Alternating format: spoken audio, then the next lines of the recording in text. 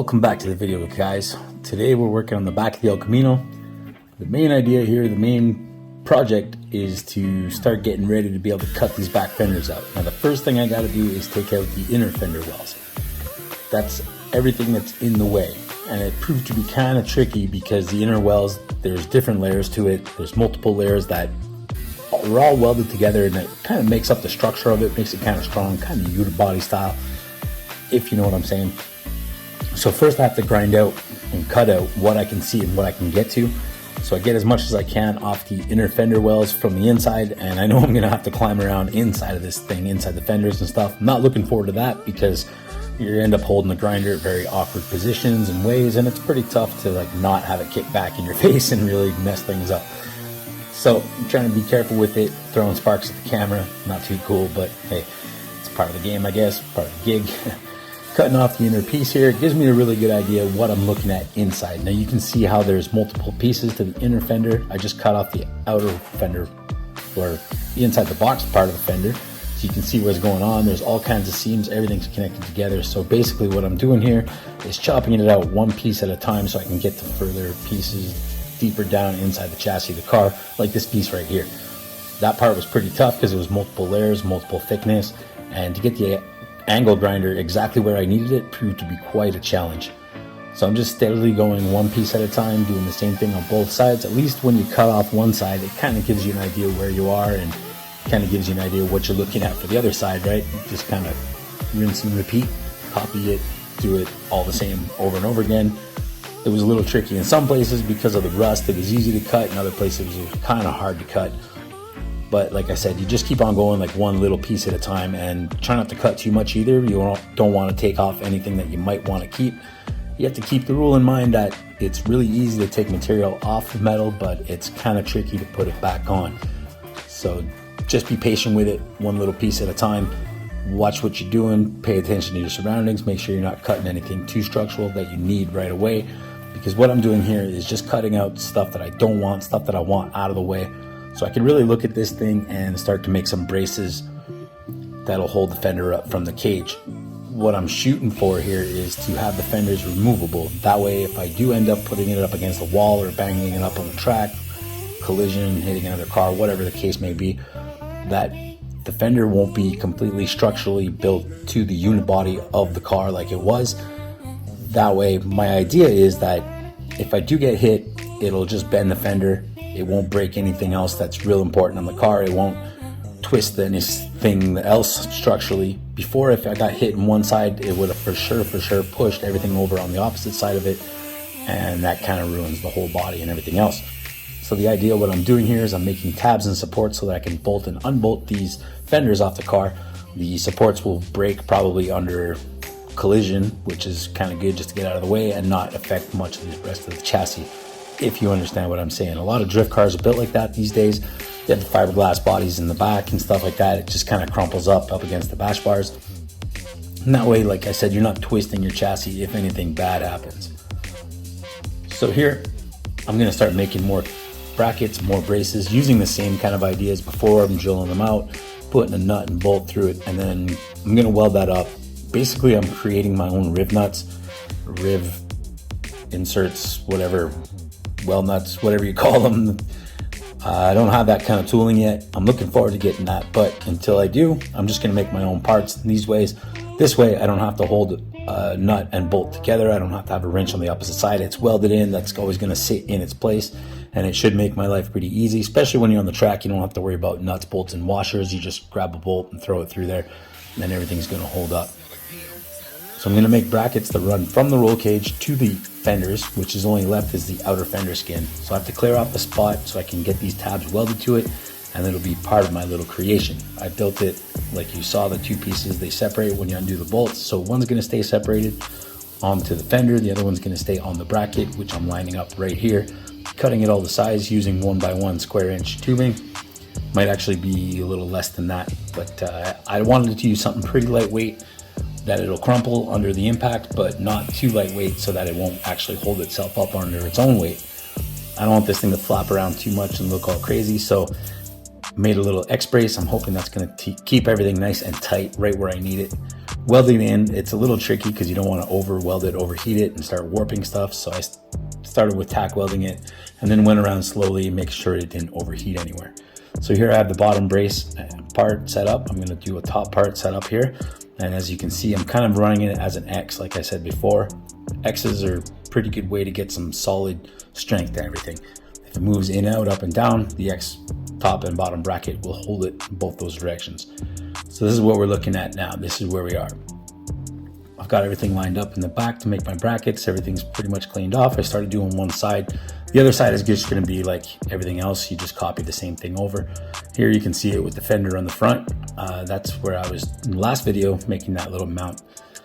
So I still have a lot of work to do on that, but it is definitely getting to the point where I'm going to have to start looking into body mounts and start paying attention to that dog a little bit more. She needs the exercise.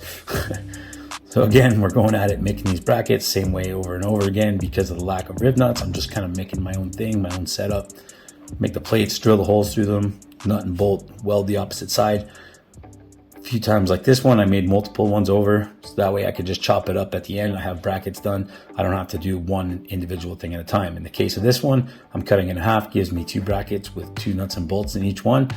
That's going to be to secure those brackets, long arm brackets, the 1x1 tubing that I'm putting to the outer fenders here.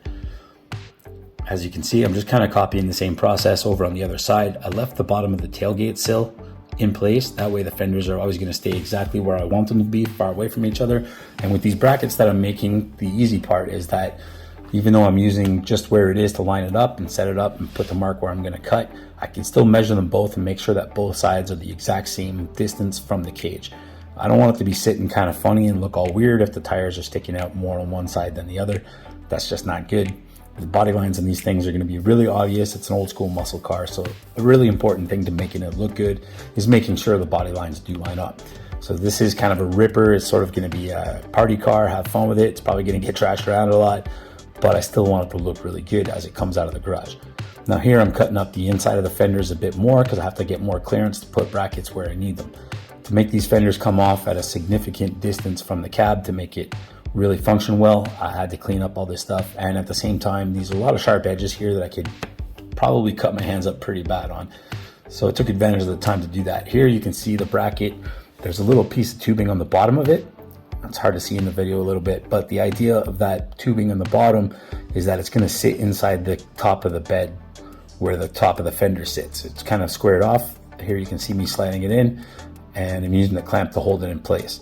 So the added piece of the 1x1 tubing underneath should give me a little bit heavier of a place to sit the box onto. The top of the fender is going to sit on when it's going back in place. That way, since it's already in that channel, it's just going to kind of line up nice every time I put it on the car. Moving on, I have to do a bracket on the top here. I'm going to do a top and a bottom. This way it'll hold itself real tight and real close to itself. And because it's one top and one bottom, that's a lot of distance covered. A little easier than the back where I did the X pattern because I had limited space to mount it. Here I can just do one bracket on top, one on the bottom. Here you can see the bracket I put down in the frame with that double nut bolt situation all welded together, making my own clamps, my own brackets that can be easily bolted on and off. I'm doing the opposite side of the truck now because it's all the same each side, both sides, copy it over. The idea is that I can undo the brackets that are on there from the fender and also from the chassis itself. That way, if it does break, if I do snap one, if I break one, I can just simply change it right out. And if I don't have to, well, it's still a good part. I can just change the fender or any little bracket that broke. Hope you guys get the idea of what I'm saying at. I'm going to be kind of rambling on here, but I'm just trying to give you a good idea of the whole idea behind this build and how I'm doing it. That way, if you want to do it too, this might give you a good idea of what to do and what not to do. So running around here, finishing up, getting everything welded up nice and tight. So basically, like I said before, I tacked it all, made sure it stayed in place, and now I'm going around and doing welds not too much at a time because, again, you don't want it to warp. Even though these things are all held in place really well, it's still a lot of sheet metal and stuff. So having a good and solid no warpage is a key thing. Getting into cutting the fenders now, this part is where I got to be really careful. I have a few selected spots that I was going to cut first because I want to make another bracket that fits inside the fender. So this part, I really had to take my time and make sure that it was all cut nicely in the exact same spot I have to copy the same thing on both sides of the truck, which made it very difficult because I had to make sure that line, that green tape, was identical both sides. So it took a lot of measuring and a lot of figuring out, but eventually I got it to where I was very satisfied. So here I'm going through and I'm just cutting a little slot in 2 points on each fender. Not all the way across it, but enough to get right through it so I can see it from the other side. The reason for that is I'm going to make another mounting tab out of these angle iron things. I took the pieces, I put them together, drilled holes through it, put a bolt through it, as you can see here. Now I'm setting it on the outside to give you an idea how it's going to mount up. Here it's going to mount on the inside of the fender. I'm going to weld it to each side of the one that's fender is still attached to the cab, and the other one is the fender part that's going to come off.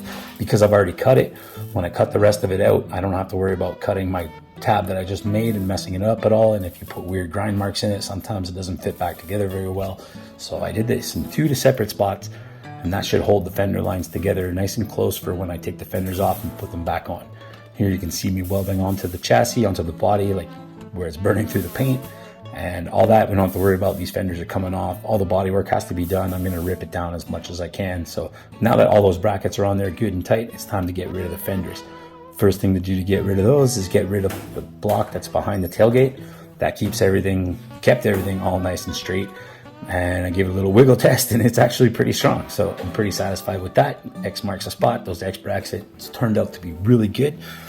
I just keep talking too fast. I can't pronounce anything. And this is what we're looking at now. Brackets are all welded up. I know where I got to cut. Now I just got to get into it and pull the trigger and fully cut those fenders off. Now the tape's lining it up pretty good, but I still got to be careful with it and make sure I don't cut too much out. There you can see how much body filler is actually in this car. So it's definitely been worked on a few times before I got it. Just got to simply now get inside there, undo all the brackets. There's a bunch all over the place, but once they come off, the fenders should come off nice and clean. The driver's side, I know it came off real well. I'll tell you that in advance. You're going to see it in just a second after I get these bolts off the back. So this side comes off good. The other side I did do a little bit of grinding, but when you're pulling stuff like this off, it always seems like there's a little piece of metal that's holding on, like she's holding on for dear life and she just doesn't want to let go. So now we're looking at it with all the fenders chopped off the back. Now it looks like a race car. I feel like it looks way different than it did before. Now if they cut open though, I'm going to have to find a solution to seal off the cab more, to keep the smoke out of there. But this really gives me an opportunity to see what's underneath it, gives me an opportunity to really work on it and get around and really figure out what I need to do. Plenty of room to work. I don't have to be tucked in behind fenders and stuff like that. So in the next couple of videos, we're going to start working on the back a little bit more. I've got sway bars and all this kind of connecting stuff to do. This is what we're looking at. Doesn't she look good? Looks like a real race car now. I'll see you next time. If you can't fix what you're